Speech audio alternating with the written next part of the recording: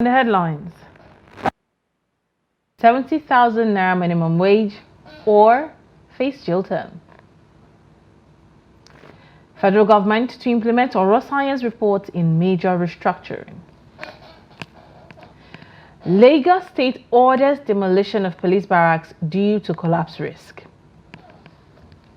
And on the foreign scene, Canada plans further reductions in international student foreign workers permits. Hello, welcome to News Updates on Trust Television. My name is Lydia Nagazi.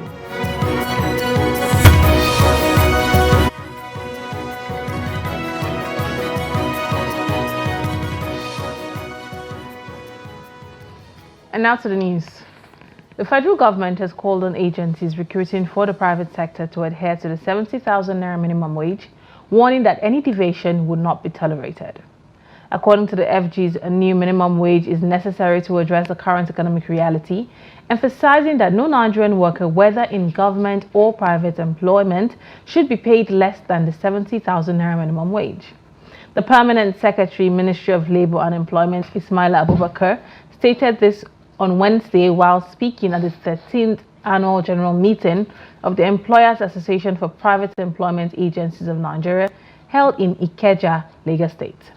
Abubakar, who is represented by the Director of Employment and Wages of the Ministry, John Yamali, said the minimum wage is now a law, and as a result, it is a punishable crime for any employer to pay less than 70,000 naira to any of its workers.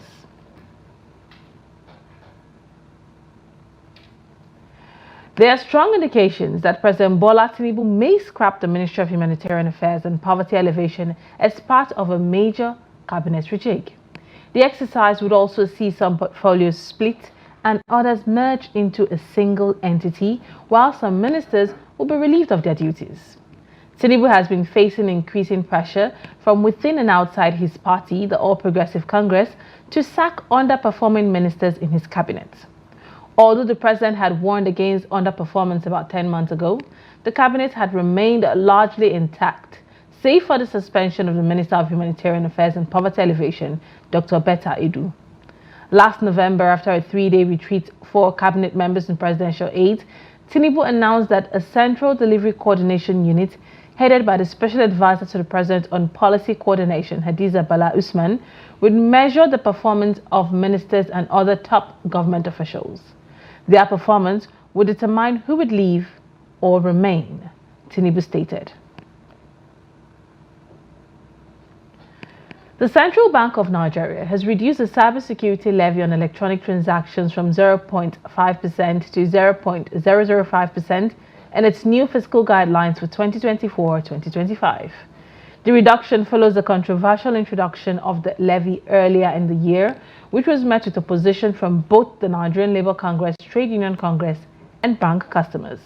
The levy, introduced under the Cybercrime Prohibition Prevention Act 2015, amended in 2024, is set to support the National Cybersecurity Fund administered by the Office of the National Security Advisor. The 0.005% fee will be charged on all electronic transactions conducted by commercial, merchant, and non-interest and payment service banks, among others. In a directive issued by CBN on Wednesday, certain transactions will be exempted from the levy, including wage payment, loan disbursement, and repayment and transfers between same bank accounts for banks for the same clients. The exclusion also covers intra-bank transfers, clearing and settlements of checks, letters of credit, and transactions between banks and the CBN.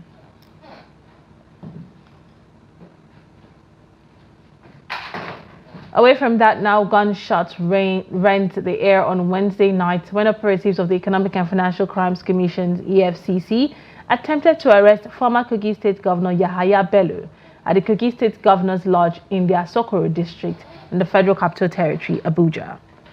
Resistance by security operatives at the Governor's Lodge immediately led to an altercation with armed officials of the anti-graft agency. Incumbent Kogi Governor Ahmed Ododo reportedly whisked his predecessor away. Earlier on Wednesday, the EFCC said Bello is not in its custody, maintaining that the ex-governor remains wanted for alleged 80.2 billion naira money laundering charges. However, Bello's media office claimed the former governor was at EFCC's office alongside Ododo but was not interrogated. In April, the EFCC declared Bello wanted for alleged financial crime to the tune of 80.2 billion naira.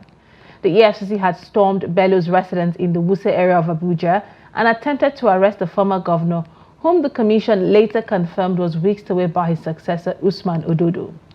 The matter has been in court, but the former governor has not appeared before the trial judge, despite many adjournments.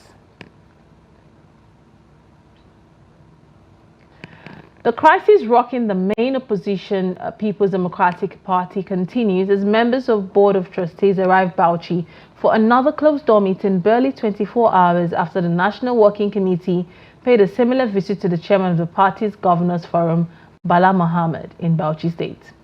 Trustee Adamu Imam reports that the Board of Trustees of the party, led by its chairman Adolfo Zwabara, says they are not happy with the current internal crisis rocking the party. The report. The People's Democratic Party PDP internal wrangling involving Governor of Rivers State, Sim Fubara, and his former boss, Nyesom Wike, the current FCT minister, is yet to be resolved, prompting the party to hold series of meetings in that regards.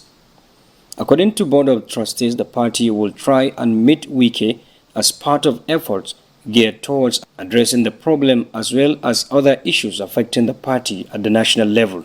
We have a way of, solving our problems, and we will do that, by the special grace of God. So we will impress Nigerians that confidence they have or they had in PDP for 16 years and counted, we will restore that confidence. Addressing newsmen after the discussion, the PDP Governors Forum Chairman Bala Mohammed stated that they are on course as PDP governors to bring an end to the crisis rocking the party at the moment and ensure that the party gets its right ahead of the 2027 general elections. As I said yesterday, the relationship between Wike and Governor Bobra is that of a mentor and a mentee, and nothing is impossible. We have seen them together. And I know we have people here that have talked to them and they will listen so that it will minimize the divergence of their differences in a manner that the party will have unity in Rivers State.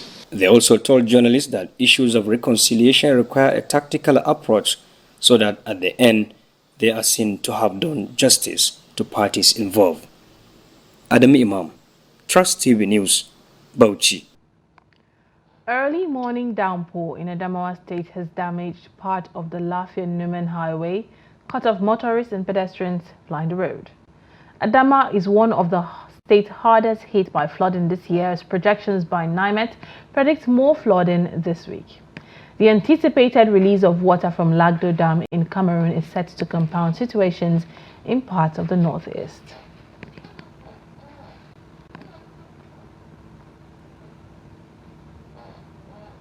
Now, away from that, Nigeria's First Lady Oluremi Tinubu has donated 500 million naira to the Borno State government to complement intervention efforts for victims affected by the devastating flood that occurred last week. The First Lady made the donation through the wife of the Vice President Nana Kashim Shettima, who was accompanied by wives of some state governors to Borno State. Trust TV's Beatrice Kuriti has this and other condolence visits to the state. The wife of Vice President Nana Kashim Shettima, who represented Nigeria's First Lady Oluremi Tinubu, first paid a visit to the Shehu of Borno at his palace to console with him and the people of Borno over the loss of lives and properties during the devastating flood in Maiduguri. She was also in the government house to meet with Governor Zulum, where she made a presentation of 500 million naira to the state government.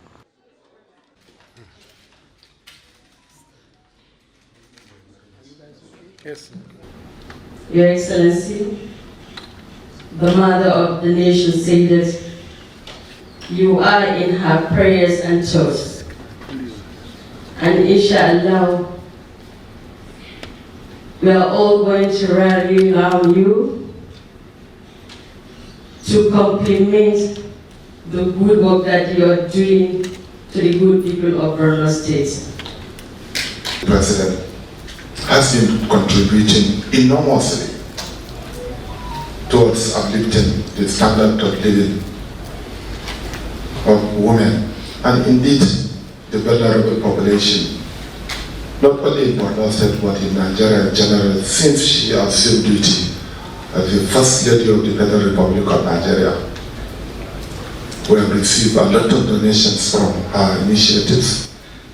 Others who also visited the government house include top politicians from Borno South Senatorial District led by Senator Ali Ndume, the Deputy Governor, and traditional chiefs from the constituency.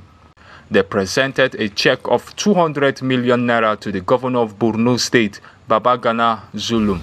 We know what you are going through, and we felt there is a need for us to come and assure you of our support for what you are doing. We also are in response to your call during the state broadcast, which you requested that everybody who has anything to support the people of Borno should do so. What we have seen in Nigeria today is because of black options.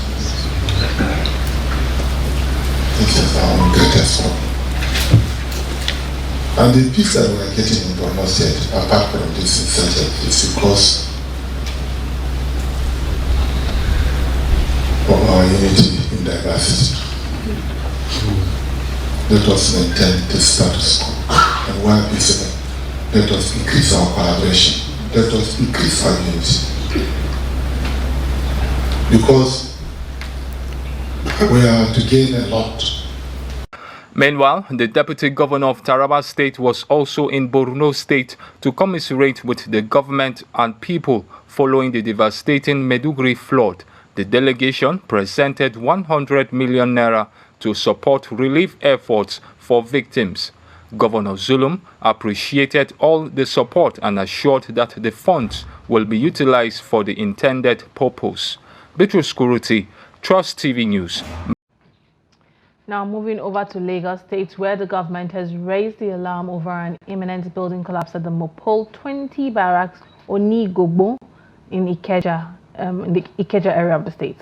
Now, this is as the Lagos State Emergency Management Agency is set to begin an emergency evacuation and demolition of the old Block 3 part of the barracks. In a statement issued on Wednesday, the Permanent Secretary of LASEMA, Damilola Oke, said its response team had accessed some parts of the structure and found them in precarious condition. The LASEMA boss stated the building and adjacent structures would also be evacuated immediately to prevent any loss of life or property. This is news updates coming to you from Trust Television. Coming up, we'll be looking at how Bauchi parents lament as demands for school children soar. This and more after the break. Do stay. You're welcome back. This is news update coming to you from Trust TV. Let's take a look at our headline stories again. Federal government warns private employers pay 70,000 naira minimum wage or face jail term. Federal government to implement the Rosanya report in major restructuring. Now moving on, Adamawa State Deputy Governor Professor Kalepatewa Farauta announced that first 1,972 individuals were screened for cervical cancer in the state, with 165 confirmed positive cases. She shared this information during a state task force meeting on primary health care organized by the Adamawa State Primary Healthcare Development Agency at the Government House in Yola. Gibson Swadigo reports. And things we are talking about concerns the 21 local government areas. The meeting, chaired by Deputy Governor Professor Kalepatewa Farauta, brought together state and non-state actors to review the achievements and challenges of routine immunization efforts from January to July 2024. Professor Farauta praised the recent successes of the cervical cancer awareness sensitization, and screening campaign across the state's 21 local government areas. She also highlighted the outbreak of other health issues such as measles and stressed the importance of maintaining robust immunization campaigns. I will also commend the efforts of all towards the recently conducted cervical cancer awareness, sensitization and screening campaign held across the 21 local government areas. I was briefed on the success recorded so far. 1,972 persons screened, and they plan to further evaluate all the detected 165 positive cases so that they can be linked to access their needed care. This is also commendable. Kudos to the team for the gallant feat recorded. Dr. Suleiman Saidu Bashir, the executive chairman of the State Primary Health Care Development Agency, outlined the upcoming primary health care activities and provided an orientation for new task force members. He discussed key initiatives, including the integrated measles campaign, the rise in acute watery diarrhea cases, the alerts concerning potential flooding. And if hygiene is not well kept, having access to food, water, fingers, and that's where we're ending up with this thing. And don't forget, water has come from far away places, and some of them, I think at a point in time, even when we had diphtheria, all the states surrounding Adamawa State had diphtheria except Adamawa State. And cholera, even last year, we had it all around the state. We did our best to prevent it. Development partners reaffirmed their commitment to enhancing the health of Adamawa State citizens, stressing the importance of adequate budgetary allocations, improved coordination, and sustained support to ensure the effectiveness and efficiency of health care initiatives.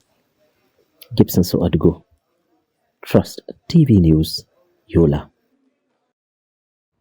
Now moving on, Vice President Kashim Shettima says Nigeria can become the #1 hub of opportunities in the global halal economy if it reassesses its weaknesses and prioritizes its strengths. The objective is to develop a comprehensive halal ecosystem and agree on strategies that will position Nigeria as a top halal exporter targeting high-value markets. The Vice President spoke on Wednesday during the Halal Economy Stakeholders Engagement Program held at the banquet hall of the Presidential Villa in Abuja. Kendi Amodu reports. The huge success of Sukuk bonds and the growing appeal of Islamic banking have demonstrated that halal principles are compatible with global economic standards and can benefit all Nigerians. Experts believe tapping into the rapidly growing global halal market will enable Nigeria to diversify its economy, generate foreign exchange, and achieve sustainable growth. The Vice President believes the nation's economic and demographic size puts it in a vantage position to map out a vibrant investment sector for the global halal economy, which is projected to reach a market value of $7.7 billion by 2025. The calculation is that increasing the country's halal exports and focusing on strategic import substitution will add nearly $1.5 billion to Nigeria's GDP by 2027. While I commend the private sector for its tremendous contribution to driving the halal economy, particularly in the financial sector, I also encourage all stakeholders to partner with us in delivering these efforts. To ensure this, we must attract international investment by showcasing the vast opportunities within Nigeria's halal sector through investor summits, roadshows, and business matchmaking events. This engagement provides a platform for Nigerian stakeholders to collaborate with key international organizations. There is also a conversation with the private sector, which has made immense contributions to driving the halal economy, particularly in the financial sector. The halal economy presents a strategic opportunity for our country, particularly given our significant Muslim population. Halal industries, as you have heard from other speakers, spanned across the food industry, pharmaceutical, cosmetics, fashion, and even tourism. Offers vast prospects for sustainable economic growth. Nigeria's domestic spending on halal products and services reached approximately $107 billion in 2022. This sector is projected to grow at a rate of 10.7%, reaching $180 billion by 2027. Nigeria's halal economy is a significant and growing sector. According to the Nigerian Halal Report 2023, the national domestic spending on halal products and services reached approximately $107 billion in 2022. This figure is expected to grow at a compound annual growth rate of 10.7%, reaching $180 billion. This is an area, especially with the focus not just on food products, which we're all familiar with, and of course, halal products are not just for Muslims, they're for all who want to, who basically want to buy. There are over 125 products that are produced in the halal way. Accessing the market presents a huge opportunity for rapid growth and improved competitiveness, and enhancement of Nigeria's ability to export. From State House, Abuja, Kehinde Amodu, Trust TV News. Parents in Bauchi State have continued to lament the high increase in school fees following the surging cost of living amid fuel price hikes. 2 weeks after schools reopened for the new session, some parents who are yet to meet up with their financial obligations in schools are urging the government and school authorities to consider ways of addressing the challenges affecting the entire basic education system. Trust TV's Adamu Imam completes the report. For parents in Bauchi State, these are not the best of times as the lingering economic hardship bedeviling many families in the country has been worsened by the recent hike in fuel prices.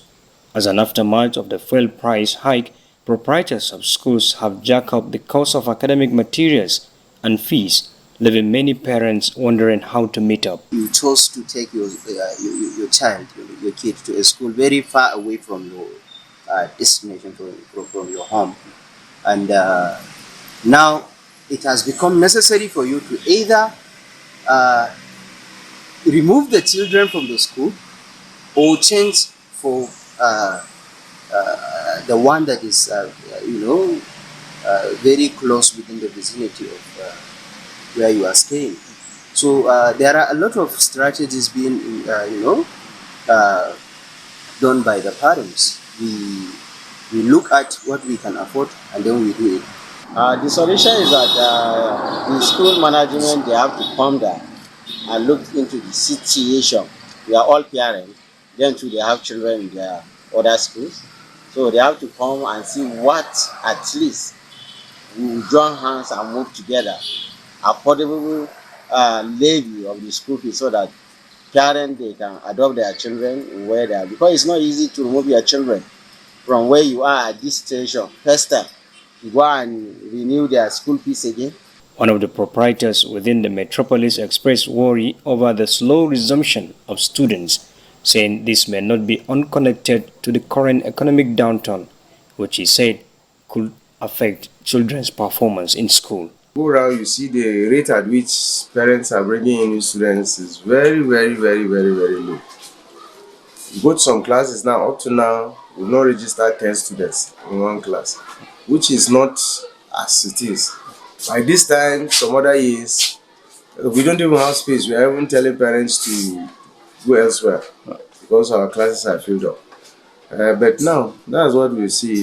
The enrollment is very, very low. They urge the federal government to always consider the masses when implementing any policy, especially those affecting the common man directly. Adam Imam, Trust TV News, Bauchi. And now to the foreign scene. The Canadian government has announced immigration reforms for 2025, which will cut international students' permits by 10% and tighten rules for foreign workers to protect the immigration system and support economic recovery.